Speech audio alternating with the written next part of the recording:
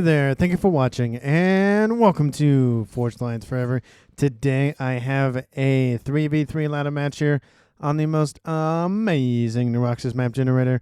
So let's go ahead and introduce our teams and our players, starting off with Team 1, also known as Blue Team, in the Northwest, ending with Team 2 in the Southeast.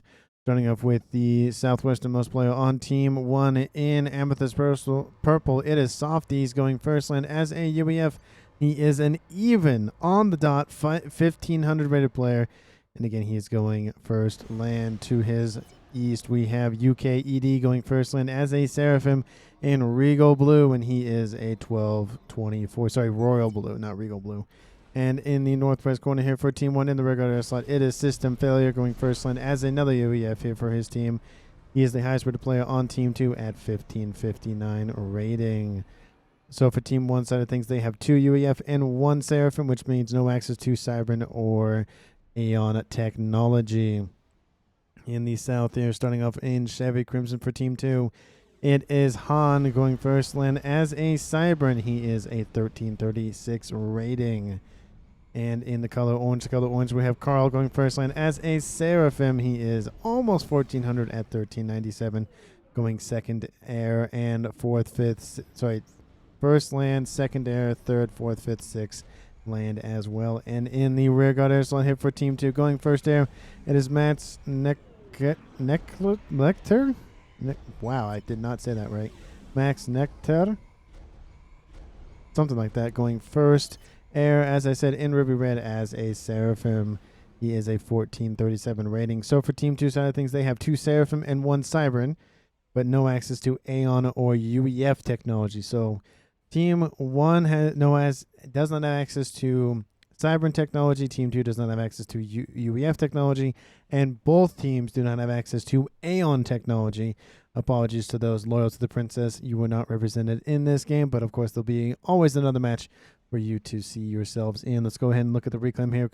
Currently still on the map between these 6 players. We have 2700, which between 6 players is about 500. Oh, it's a little under 500, about 450 mass per player. It's not a lot. I've definitely seen a lot less than this for a lot more players.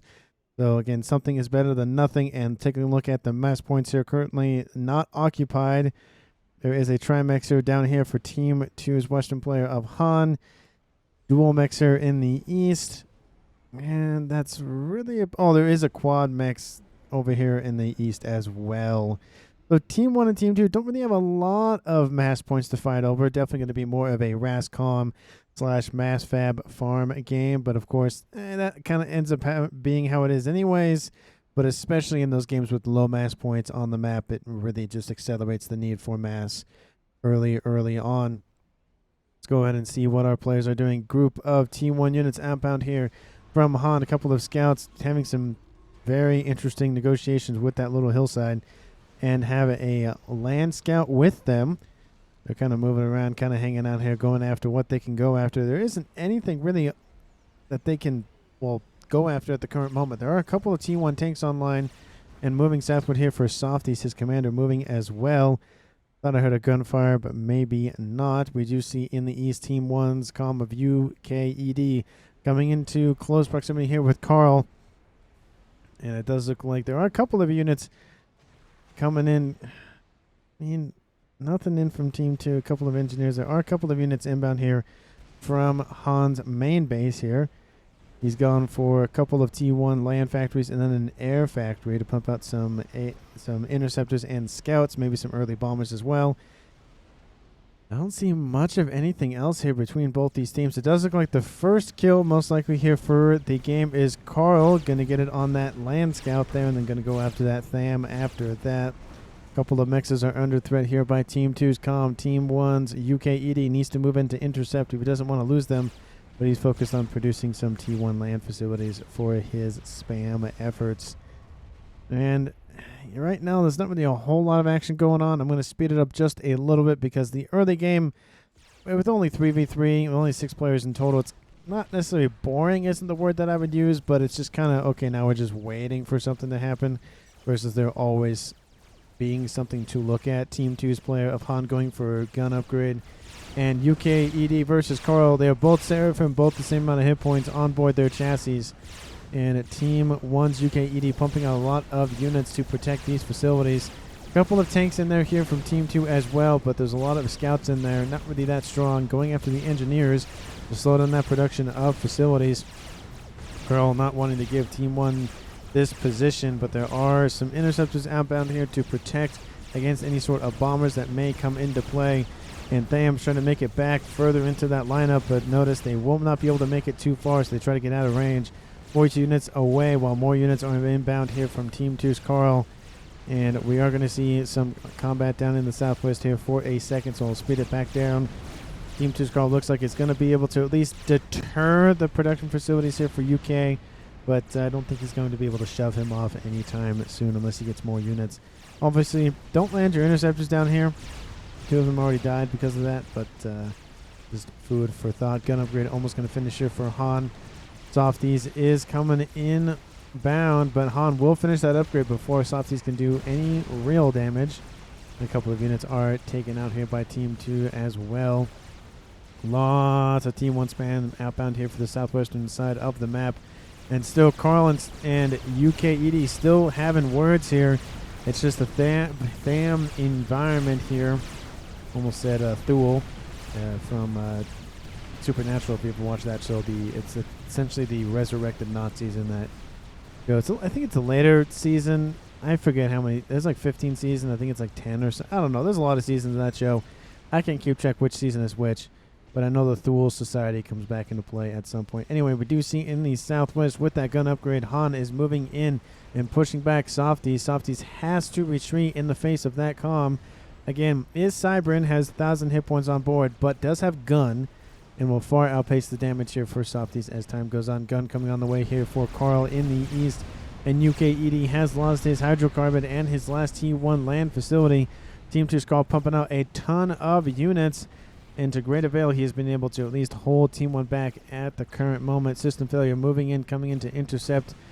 It doesn't look like he'll push all the way in, but he's at least nearby to assist on that eastern side. And Team 2's Max coming in to assist as well with a couple of Team 1 factories, just pumping out some facilities. T2 Air is online here for Max. He's built a separate T1 Air facility. I don't know why. Maybe just for some engineers, I would assume.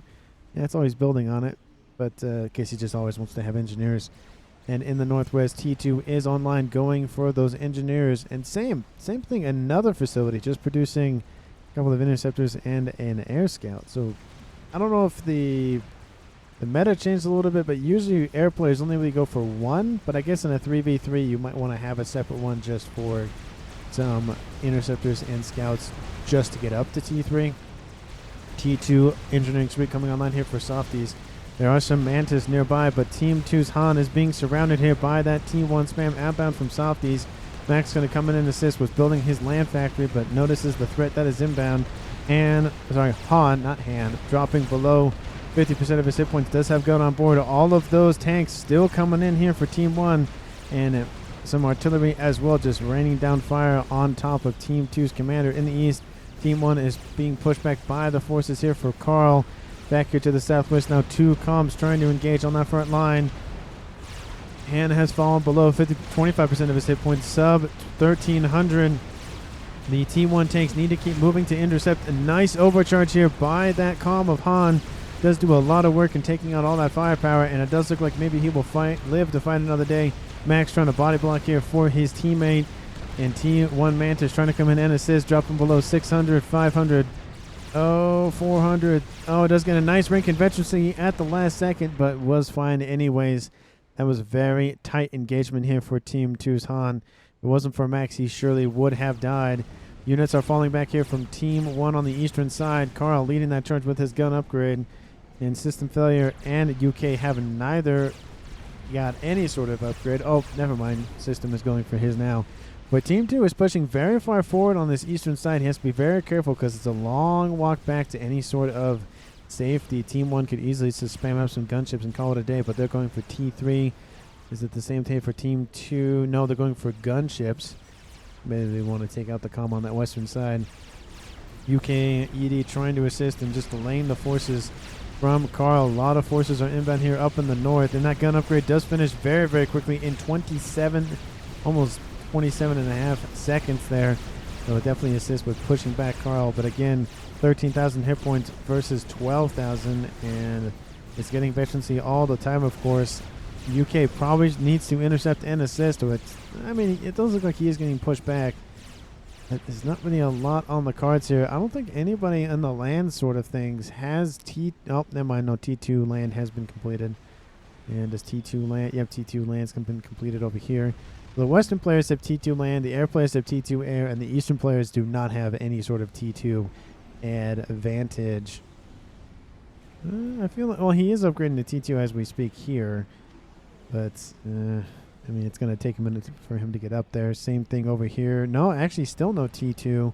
Just all T2, sorry, T1, and almost all the mechs here for UK are just dead in the water. 30 mass points a second, which is better than nothing, of course. Does have a T2 mechs up here, and is actually producing comparable amount of mass here to Team 2's Han, but Team 2 is definitely producing a decent amount more, 33% to be exact, well, roughly to be exact, 120 versus 160. I think Team 1, that was reclaim related? Yeah, that's definitely reclaim related. There's no way that jump in 30 or something is just from an upgrade finishing very, very quickly for one player. System failure able to shoot at range against these THAMs and other units. And Team 1's forces outbound from UK coming in around this little hillock here, trying to evade that massive units here for Team 2's Carl. Team 2 actually going for that gun, sorry, not gun, but engineering suite upgrade as of right now, and system failure trying to be used for defensive measures, and then PD going to be built immediately after that. Engagements do occur here between this land army, but the numbers do side with Team 2, and those units are retreating as we speak. Not really going to go well here for Team 1 on that eastern side, and Team 2 has stealth on that commander here for Han, and Max does have T2 as well. He's building some tactical missile launchers. That's kind of far forward for that, but we'll see if that ends up working for him. I mean, you could probably at least put it right back here. There are some Uttashalas that could easily defend that position, but the last thing you want is for a tactical missile launcher to be just immediately destroyed just because you put it a little bit too far forward. Gun speed and range going down here for Team 1's UK comm in the north, and Team 1's Carl still building some PD. I think I'm going to move it back up to, actually, not 2 is a little too fast. Let's just do 1 still. Stealth is halfway done here for Team 2's Han. And T2 should be finished for everyone except for... Oh, no, this one's almost done. T3 air has been completed here for Team 1. T3 air has been completed here for Team 2. They'll have access to T3 air technology. Maybe we'll see an early bomber here. I mean, maybe. Maybe we'll see it. I haven't seen it very often. I've seen it, I think, once in the past 20 or so casts. So once a month, roughly, which isn't great in terms of percentage-wise. Not really a strategy a lot of people employ, especially when there are advantages where one player has T3 air for probably 4 or 5 minutes before their other, their mirror on the other team. They just don't use it for some reason. I don't know why. They just don't. And T3 Pigeons being built, of course, to ratchet up that economy. And Carl just building some Uttashalas, just PD creeping on this eastern side. System failure going for a nano. Even though he isn't wounded, UK definitely needs that nano upgrade.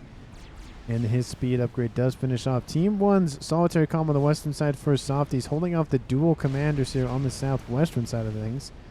Here for Team 2. And Team 1's forces are starting to be shoved away by those Uttashalas. Nano is about to finish here for system failure. He'll probably build that and then send his common immediately. UK falling in, not falling in the face of it, but retreating in the face of it.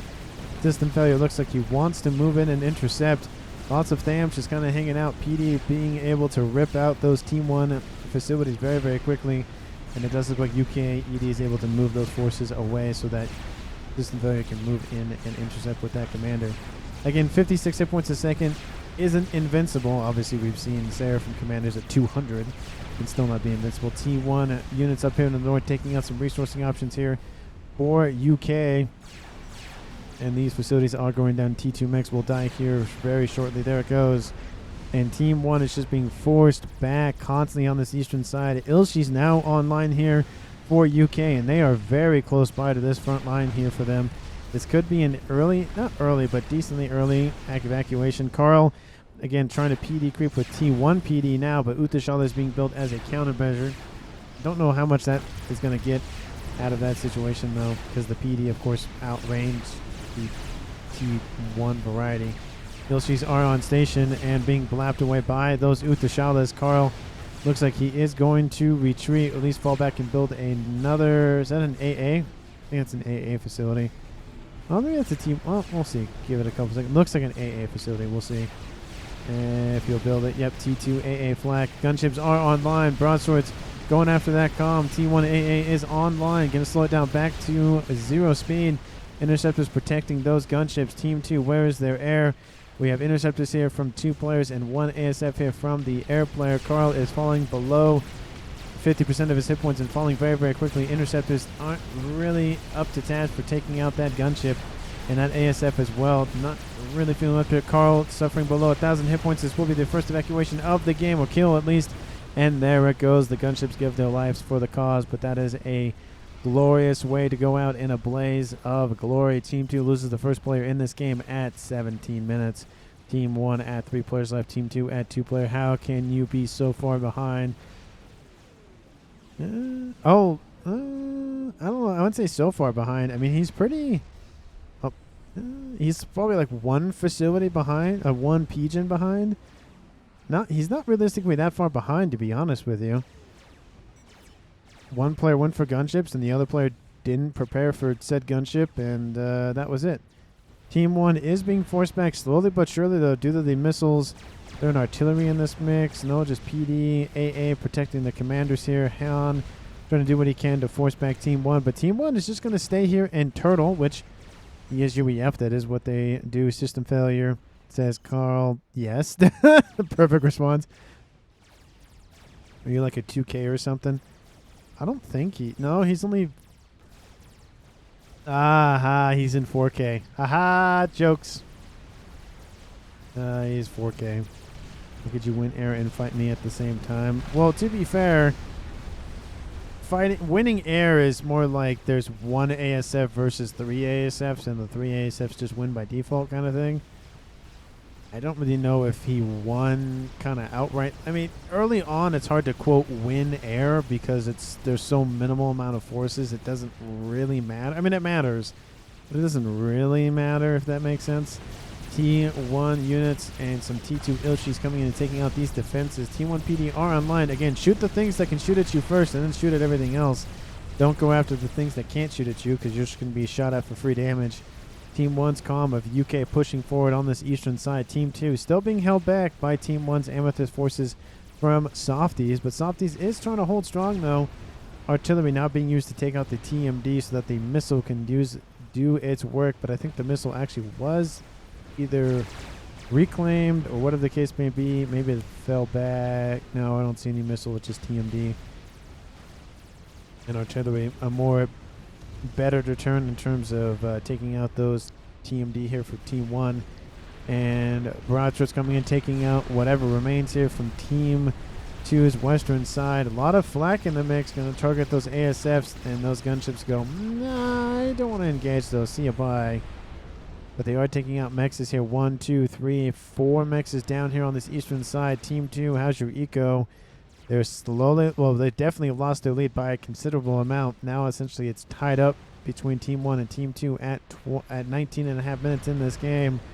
Han is trying to, again, come out, poke some of those units, and then fall right back. He's wanting Team 1's forces to engage on their terms, but Softies is not falling for it and wanting to engage, of course, on his terms. And it's just Firebase wars without the Firebase here from Team 1. Softies, maybe he's focused on something else. He's gone for T3. That's what he's focused on, producing those T3 spearheads, those mobile missile platforms that pump out missiles like you're going out of style. Team 2's player of Han going for T3 as we speak, and Team 2's Max as well has already gone for T3. And Team 1 just going to build a nice little firebase, kind of just hang out, don't really push a whole lot. We need an Omni, says Carl. You always need an Omni. Just if you're questioning if you need one, then you probably need to rethink dumb things because you always need one. It's not a we need one. It's no, we need to get one. Not that we need it. It's a, okay, who's building it kind of thing. Team 2's Max definitely has the power to support it. Well, nope, never. Okay, scratch that. No, he doesn't. Well, I don't know what's going on with his energy income. Well, I guess it's getting fixed out now. He's just building a bunch of P-gens. He could definitely run the Omni because it's somewhat power hungry. It's about, I think it's like 2,500 or something. 2,000. It's like 2,000, 2,500. It's about as much as a T3 P-gen. But you can ring it a little bit with some T1s or T2s and T3s and reduce the cost. But T1s are really as far as you probably should go with it. Just because the bigger the P-gen, the more volatile it is. So T1 probably is your best bet. And we have missiles raining in here from Team 1 Spearheads. And impacting the shields here. The TMD kind of slow to stop it. You can see they're kind of further back. But by the time the missile comes into range, the missile has already done its damage. You can see the missile inbound. Oh, it just barely takes them out before they reach the target of that T2 shield. The TMD, I mean, placed definitely well. Team 1's missiles need to be synced up and fire at the same time. And T2 Gunther is trying to poke the shields here from Softy. Softy's now building a bunch of fire bases, or these shields to fire base. And not really going for stationary T1, T2, even T3 targets. Ooh, this Flapjack's going to receive a lot of firepower, though. It's going to hurt. Goes a T3 unit. Definitely worth the Mantis that were killed. Ooh! Then a artillery shell lands, takes out a squad of those T2. What are these? Not not pillars. Are they pillars? I thought they were missiles. These are Flapjacks. Those are Flapjacks. I thought these were... Wait. Oh, the T3s are back here. Never mind. The Spearheads are back here. Okay. Losing a T2 isn't that bad. But still, it's annoying, but not that bad. Team 2's Max's forces going around the firebase built by Team 1's UKED. And he has to move in and intercept because those Ilshis are inbound with some other Team 1 support. And actually, the Team 1 support only just AA. T2 support as well as in the AA. Would love to see probably... Oh, maybe he has T3 online. He could go for T3 Shield or Autumn or something else. Maybe even a sniper bot here or there. But the PD are still online here, being produced by these engineers as fast as they can be. And the PD are closely knit, which is never a good idea. But they are taking out those issues pretty quickly here. And there are some reinforcements coming in here from the west. Those issues are taken out here. And I did like the going all the way around tactic, but it didn't really work. Needed something more heavy hitting like T3 Autumns or even some sniper bots just to poke at that front line. I'm going to speed it up back to sim speed 1. Let me know down in the comments who you think is going to currently win the game. Team 1 has more than 50% of the map. 3 comms left. Team 2 at 2 comms left. Team 1 producing more mass than Team 2, just barely, but still is producing more mass, about 20 or so per second. Looks like the ASF are about comparable, but Team 2's Max is on dual base, so he's able to pump out a lot more ASF, so at least has more mass to pump out those ASFs versus Team 1's Air Player of System Failure. But again, thank you so much for watching to this point in the video. Hit the subscribe button, hit the like button, and of course, share this video with anyone, everyone, and especially your pets. Nice firebase going down here for Max, building a chicken on that front line for deploying it very, very quickly. Instead of building it all the way back here, it has to walk. You just cut the travel time down by essentially all of it, 95% of it.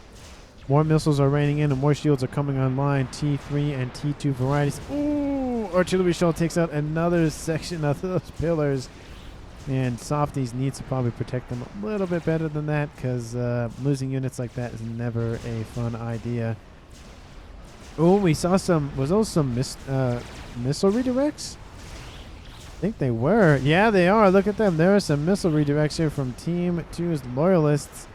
The artillery is becoming counterintuitive here from Team 1. Softies is like, I'm going to pump out missiles. Oh, Team 2 has Cybrins. I'm going to redirect those missiles, but the TMD is actually being very effective, not allowing the Loyalists to redirect said missiles.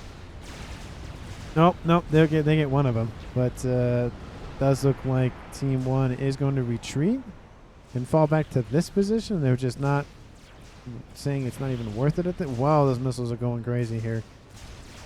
Yeah, it's going wild here.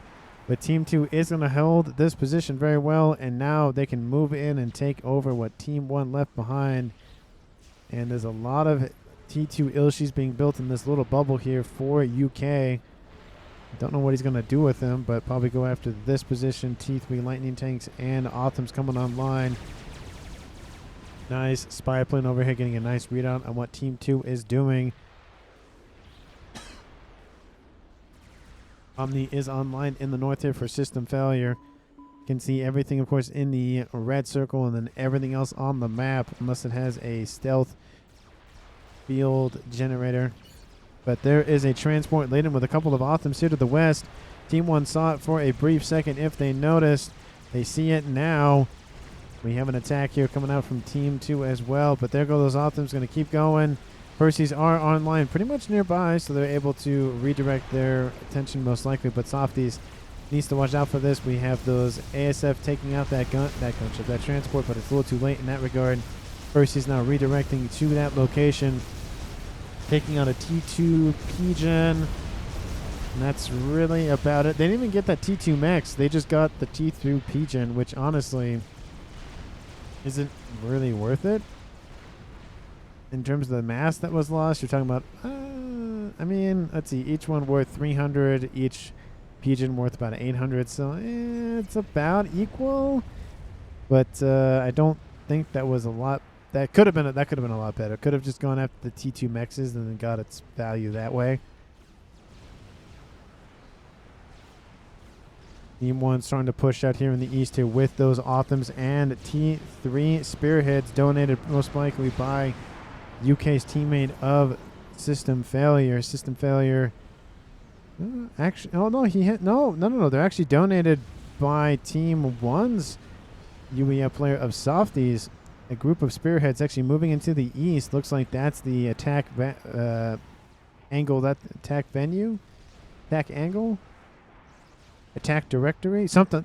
Trajectory. What I think it's been. Maybe it's attack something.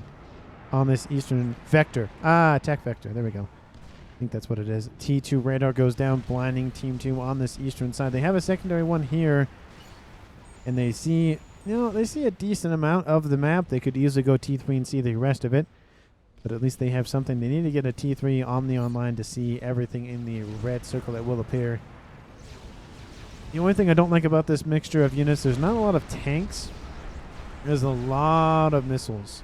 And you can see Team 2 is producing a ton of tanks, and they are rolling them in here to Team 1's location. Those units are retreating, but the Autumns can catch up, at least to some of those units. And it's not going well here. The TMLs, the mobile ones at least, going after the mass extractors, but I don't really think it's worth it in that I mean, it's worth it, of course, to take out mass, but if you're going to lose a bunch of units in the exchange, is it really mass efficient? The missiles raining in on those units here. I do love the giant curve from the missile from the Spearheads. Just because why not? Just curve it halfway across the map, why don't you? Gun coming online here for Softies to protect himself and his base. And at 30 minutes in this game, Team 2 and Team 1 need to start thinking about how to win the game, not necessarily how to survive in it. And at this point, I don't know really what the goal is from Team 2. Team 1, you got a Fat Boy. Yep, Fat Boy is coming on the line here, coming online. Actually, it looks like it was paused, going for an air grid expansion. And that's realistically it. Team 1 still launching that attack with those missiles, going after T2 Mechs and T3 land facilities. Autumns are in range, or close to in range, and the Loyalists actually coming in as well to deter the missile launches as well. There goes that missile redirect. Oh, and their return to sender here from those Loyalists. Oh, that's gotta hurt. When you're dealing with a bunch of missiles and you're Cybran, might as well get you some Loyalists. Even if it's against some T2 cruisers, those Loyalists will just really pay their weight in gold. Because a lot of players will just, sit a couple of cruisers and just wait. But if those cruisers are constantly the missiles are being shot down, then it's kind of worth it to just put a couple of Loyalists, even if it's on a lot of damage at once. Something is better than nothing. A couple of ASs were killed off while they sit in their resting on their laurels. But Team 2's forces here in the east are pretty strong, and the chicken is moving in to intercept this fire base as well. Lots of PD, and those Ilshis need to move in to intercept. The chicken is going to kill the rest of this base with the... Oh, no, they're going to turn it around. Oh, that's not what you should have done. Oh, that's definitely a mistake. Could have taken out a lot of those defenses here, but you had to move it away. Otham's engaging the Otham force to the east. ASF's not engaging as of yet. Gunships moved in to intercept, but Team 1's UK took care of that problem. And a couple of Percys charging forth against this line in the west. Team 2 is not faring well. They have a lot of tickle cannons and some artillery online, but those Percys are still ripping through defenses. They're targeting everything that can shoot at them first. Brick coming online as well to assist. Bombers as well coming in. This attack does break up the front line. Doesn't eliminate it entirely, but at least if a separate attack would have come in, it's a lot easier to move in. Percys probably should retreat. Need some Cougars or something. ASF's come in to at least singe a couple of those bombers. And those... Ooh. Oh. Oh. Are they gonna go for it? Oh. Oh. Looks like they're gonna go for it. Oh. Nope. Nope. Oh. Oh. Nope. Okay. Well, I thought the ASF fight was gonna happen, and then I thought it was, and then it wasn't, and then it was, and then it wasn't going to. It was very roller coaster of emotions there. Still Team 1 pressuring on this western side with those Percys, and engineers on station reclaiming as fast as they can, trying to fuel the economy here for Team 2 and feed their families. That's not what I meant to push. Team 1 producing 575 mass. Team 2 at 450. Team 1 producing a lot more mass than their opponents. And gunships coming in. This might be the lure for Team 1 to engage the ASFs from Team 2. Towards taking out the hit points on that commander for Max. The gunships look like they're essentially all dealt with, but I will slow it back down to 0. ASFs from Team 1 wipe out. A lot of the ASFs here from Team 2, they're doing the spread out method versus the concerted, circling method here from System Failure. System Failure will gain control of the skies, and that is air dominance here from Team 1 at 34 minutes in this game. That is huge here for Team 1. Having that under control will definitely allow them to play a lot more fast and loose. Team 2 has to be very deliberate and defensive with their moves, or they can be caught unawares very, very quickly. I don't understand all the transports. I get maybe if you're going to do a massive amount of T3 landing operations with some Othams, but with Team 1 having the air dominance factor, I don't see that as being a viable option. I see some of them landing, just not all of them. T3 units throwing plasma and artillery shells and whatever at one another. One Percy versus one brick. Definitely will side with the one brick for that engagement, but this Percy and that brick definitely will side with the Percy in that regard. Looks like they're taking out the demolishers first. Definitely the best move here. Looks like he'll get a second one. Great grab here. Takes out 2 of those T3 mobile artillery. Definitely worth that trade. You can see 765 versus essentially 900. And artillery is being targeted by those missiles. Takes out another one. But that artillery is inbound for those missiles. Will it be a murder-suicide situation? No. Kills some of the hit points, but not all of it. And Team 1's front line. Both of the front lines for both players are kind of just out of whack. Team 2 having a better set of lineup just due to the fact that Team 1 has to walk all the way over there versus Team 2 just is there. But they are losing territory in the east. Team 1's UK pushing heavily here with, again, more of those missiles. Team 2 needs more TMD.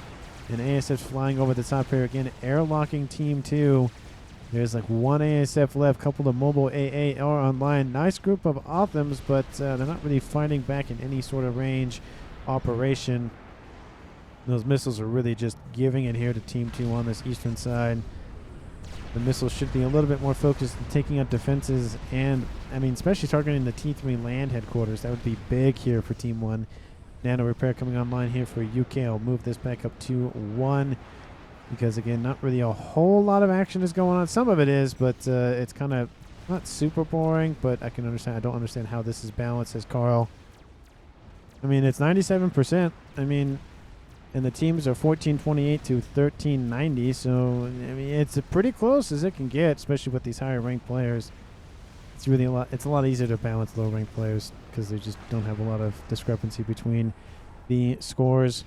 But Team 2 is focused on this southwestern side, and they're losing a lot of territory on this eastern side. Essentially, the main base here that once belongs to Carl is being taken out. Nice group of Othams, nice group of Ilshis here for Team 1. Do we see a chicken being built here for him as well? No. That is an SMD being built. Nuke is online, and actually, let's click system failure because he's right here. Is not loaded, but is loading as we speak, and Mass FAF farm construction is underway. Broadswords look like they're going to move into the east once again, and Team 2 is losing territory. They're doing a great job in holding off Team 1 on this western side and having them just constantly drop mass for Team 2 to scoop up, but it's just not going well here for Team 2 on this eastern side. Otham's coming in, taking out T3 Mechs. That's definitely going to hurt the Mass Generation game in that regard. Chicken is almost online. If only Team 2 can build it. There is a monkey as well. The Othams moved in to the east to avoid the monkey. And the broadswords are inbound to take out the T3 land headquarters. Again, the great move that I mentioned earlier is occurring. Somebody heard me through the ether. There it goes. T3 land headquarters is down. T3 AA mobile is coming after those broadswords. And Team 1 has another fight with Team 2's ASF. Most of the gunships are taken out. The chicken is almost constructed, and the Monkey Lord will die off in this regard. All Team 1 has to do is take out the engineers building the chicken, and the chicken is now online. I mean, a lot of the ground forces are dead. A couple of the ASFs still... ASFs. Gunships are still online as well. ASFs constantly being forced back and essentially being airlocked here. Gunships still wrecking shop here for Team 1's air player of system failure, but there are some T3 AA online. Be able to take those out pretty quickly, but the damage is done. Monkey Lord down. T3 land headquarters is down. Team 1, they have a lot of territory to fall back to. This position, again, doesn't have a shield anymore, but, you know, there's a lot of units here, and that's the main thing. Gunships constantly diverting to the eastern side, the western side being completely just kind of focused down by Team 1's purple player of Softies. And those Percy's are just ripping through whatever comes into view. There goes that brick. Brick Trick gets a couple of open shots, but there he goes, and there goes all these engineers scooping up reclaim. Once they come into range of that Percy, they're dead. And T3 mobile being used to deter any sort of investment into the fire base kind of situation. Chicken being built here. This would be huge here for Team 2 to get this on this western side. The chicken over here to the east has to stay here, because if another attack inbound, that could be it for Team 2 on that eastern side. Gunships coming in to just poke at the enemy here for their enemy of Team 2. Artillery just raining in from those demolishers overhead. Bricks being annihilated. Team 1 facilities going down. T2 PD also being targeted. Oh, it's just all the explosions happening. Make T3 radar. Says Carl. They need the range. They have the T2 variety, but that only does so much. T2 online as well over here. Love the backup, but they just need the T3 versus Team 1's, which is right here. And they can see everything. And that's huge here for Team 1. Knowing where everything's at is definitely assists with planning on where to put stuff and where to go. The comm of Team 1's I was going to say UEF. He's on a UEF transport. Of UK. I don't... No, he's trying to decide where he wants to go, but finally made his decision and going over here. And he has Splash, Nano, and Gun on board that commander. 300, sorry, not 300. That'd be a lot of hit points. 36,000 hit points. And at 226 hit point regen, that front line, I mean, that chicken can kill him. So if Team 1's UK doesn't pay attention, that can kill him. But he does know the chicken is there. And transport, don't know what he's doing over there.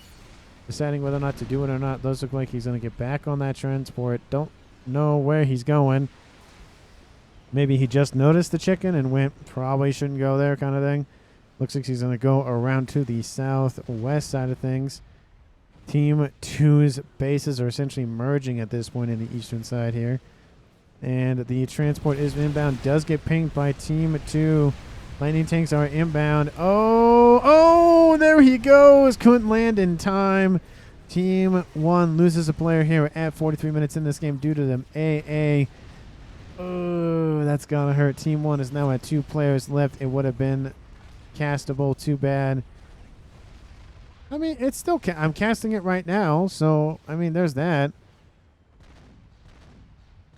I mean, that's one man's opinion, essentially, about whether or not it's castable or not. But I don't take value in, you know, how many big plays there are or how many high-ranked players there are. I care about, is the game an actual game and is there no desync?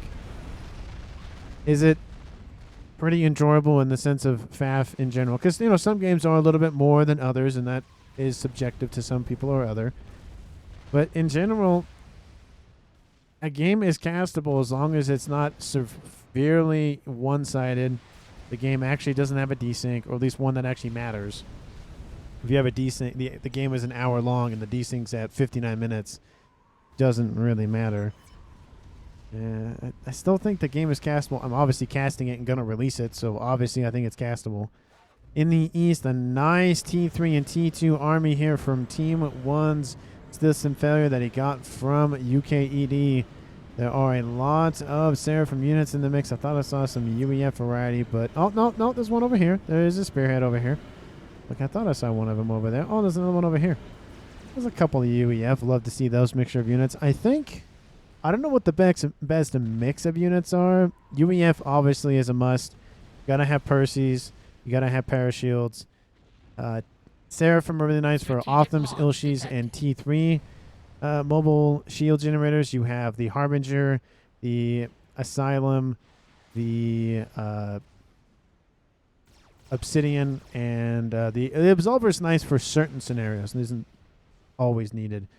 But T3 SMD is not loaded here for Team 2.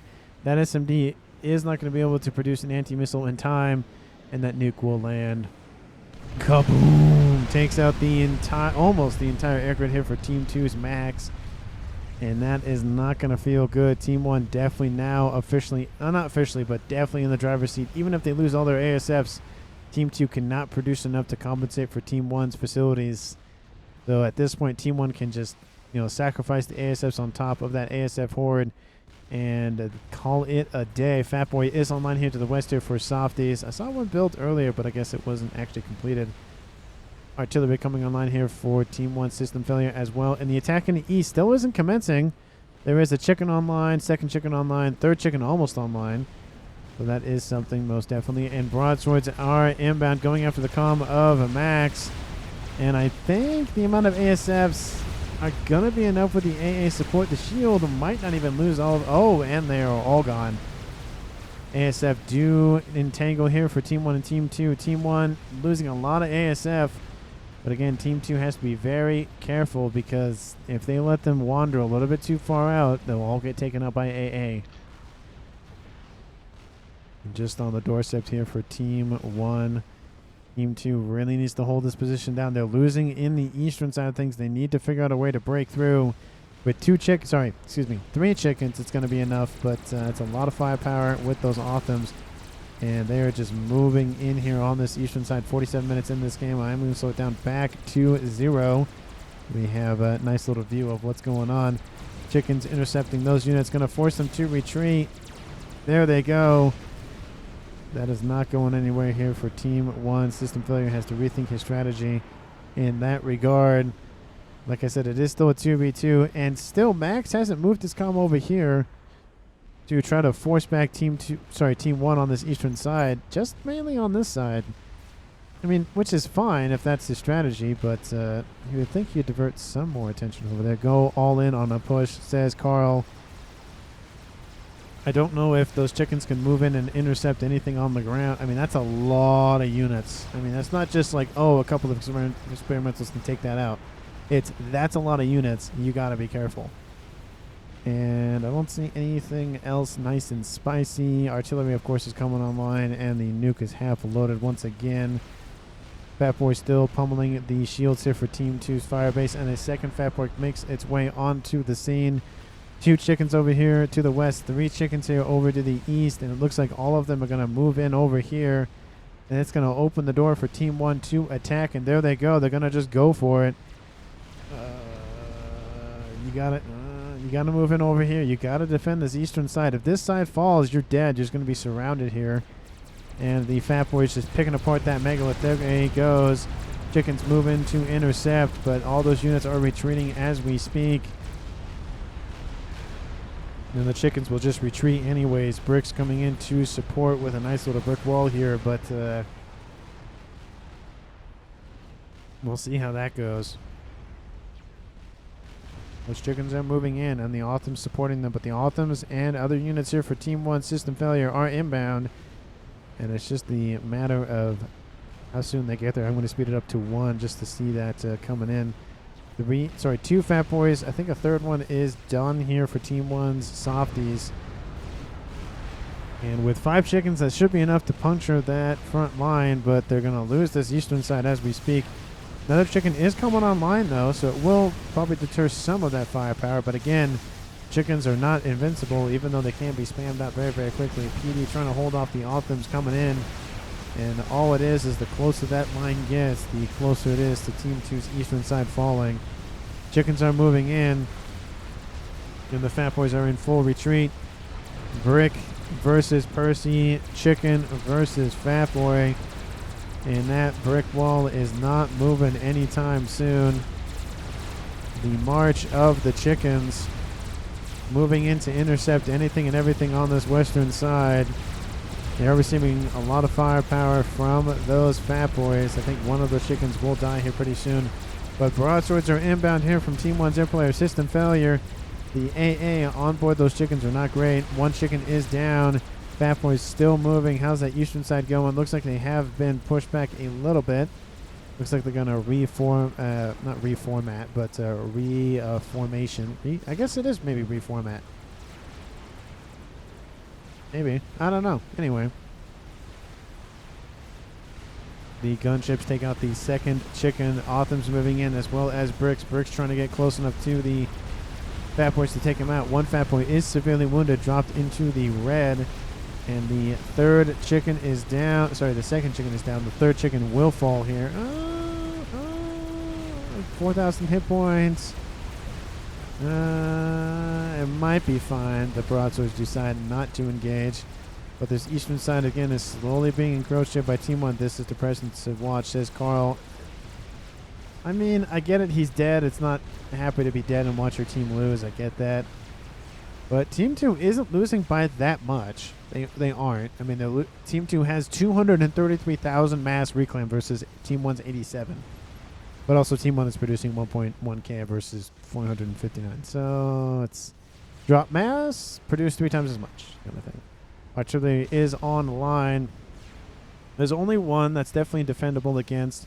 Team 2 hasn't gone back into the air side of things, so they don't have that realm to fight back with. Chicken going to push in and try to force back these Autumns once again. There's some sniper bots in the mix as well. Some T2 shields being built for defensive measures. More chickens are being spammed up as quickly as they can be. And essentially that's Team 2's idea, is just spam out chickens and see how much damage we can do. Fat Boys moving in once again on this western side. Artillery raining in on top of Max's position. And we have Han back here producing an SMD with 1 loaded, going for mass RASCOM production. At least he will at some point. Artillery now refocused onto his position. Yeah, I think I can speed it up back to 1. Fat Boys moving in. Still, looks like they're actually transitioning more to the middle side of the map versus the western side, trying to engage the defenses for Team 2 on a separate angle. Artillery has broken through the 1 shield that was online, and Han trying to hastily build another T3 shield to defend. Probably should go T2 and then upgrade it, but it loses that emitter. He loses that shield emitter. That's going to hurt. Oh, there he goes. He loses the pigeons as well. Takes some damage from the AoE explosion. Now builds a T2. But Fat Boy pressure is inbound. Going to slow it back down to 0. Attack still commencing in the west. 3 chickens that once fled coming back to force back Team 1 on this eastern side. And Monkey and Chicken on this eastern side forcing back those Autumns. And those Autumns actually getting beat very well here by that combination of Chicken and Monkey.